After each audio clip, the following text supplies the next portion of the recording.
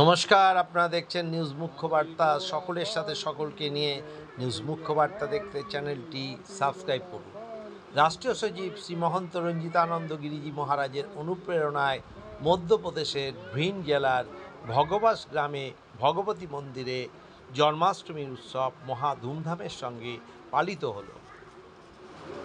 রঞ্জিতানন্দ গিরিজি মহারাজের দুই শিষ্য বিনোদ গোয়েল এবং প্রমোদ গোয়েল এই জন্মাষ্টমী উৎসবের আয়োজন করেছিল। ব্যুরো রিপোর্ট, নিউজ মুখ্য বার্তা।